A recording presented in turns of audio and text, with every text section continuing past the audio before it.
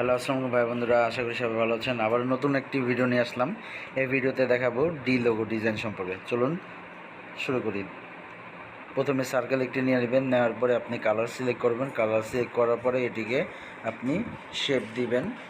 Shape দেওয়ার পরে আপনি এই আরেকটি সার্কেল নেবেন, আরেকটি সার্কেল আপনি সাদাই রাখবেন, রেখে এখানে একটি শেপ বানাবেন ডি শেপ। তারপরে এটি মার্জ করবেন। মার্জ করার পরে আপনি চলে যাবেন ইরেজ কালারে। ইরেজ কালারে দেখুন একটি শেপ হয়ে গেছে। তারপরে আপনি এইটিকে আরেকটি কপি করবেন। কপি করার পরে এই অ্যাডজাস্ট করার পরে আমরা এটির কালারটি চেঞ্জ করব। আগে আমরা মুভ করে নিই। এখন আমরা এটির কালার চেঞ্জ করব। আপনার যে কালারটি পছন্দ আপনি সেই কালারটি সিলেক্ট করতে পারেন। আমি সাদাটি করলাম।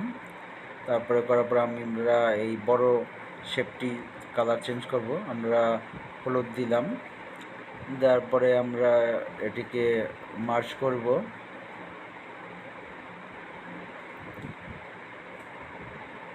মার্জ করার পরে আমরা এখন এটিকে আমরা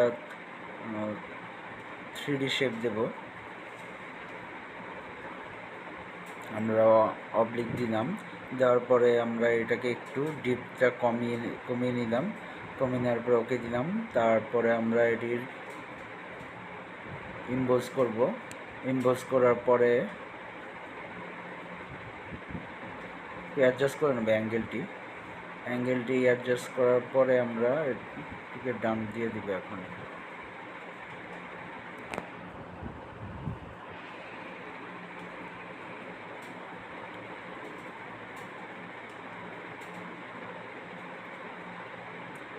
স্ট্রোকটা আমরা একটু বেশি হয়ে গেছে, তো একটু কমিয়ে নেব। 1 দিলাম, দেওয়ার পরে আমরা ওকে দিয়ে দিব।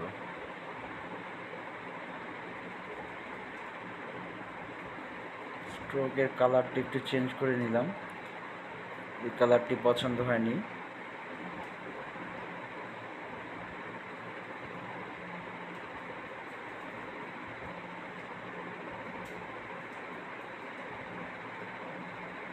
ওকে, তারপর আমরা ট্রান্সপারেন্ট মোড দিয়ে দিলাম। তারপর ইমেজটি সেভ করব। সেভ করার পরে আপনি আপনার গ্যালারিতে গিয়ে এই লোগোটি দেখতে পারবেন। আমরা একটু আলাদা শেপ দিই যাতে লোগোটি আরও আকর্ষণ লাগে।